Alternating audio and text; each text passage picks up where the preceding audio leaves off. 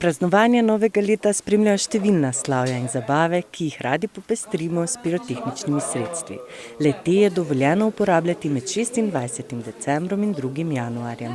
Spremembe zakonodaje in poostren nadzor so po podatkih policije vidno zmanjšali kršitve.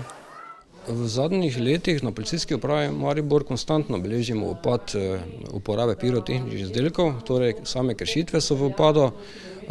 Nismo imeli v lanskem letu nobene poškodbe, tudi manjše število zasegov imamo na Policijski upravi Maribor v zadnjih letih. Kljub strogi zakonodaji na tem področju in visokim globam med 400 in 1200 evri, skrb vzbuja dejstvo, da je 3/4 kršiteljev mladoletnih oseb ali celo otrok.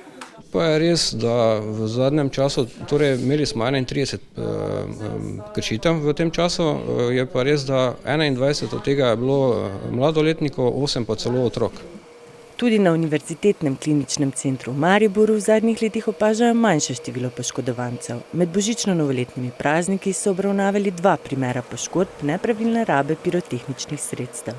Prva je bila mladoletna oseba, ki je utrpela poškodbe rok, obraza, prsnega koša in stegna. V drugem primeru pa si je 33-letnik ranil roke. Da bi se takšnim nesrečam izognili, opozarjajo na previdno rabo pirotehnike.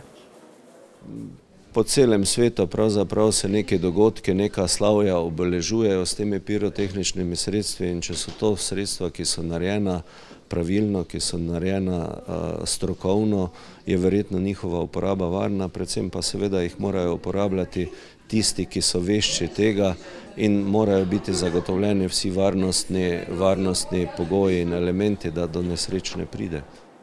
Tudi starši morajo previdno uporabljati pirotehnična sredstva, če so v družbi otrok. Znan je primer 3-letnega fanta, ki ga je očetova nepazljivost zaznamovala za vse življenje.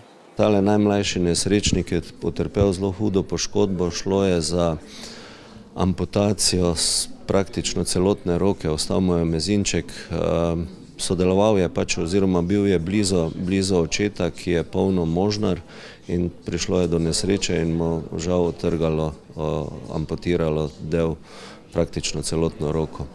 Poleg pirotehničnih poškodb pa so v Univerzitetnem kliničnem centru v Mariboru v novem letu pregledali in oskrbeli tudi 25 oseb z manjšimi poškodbami.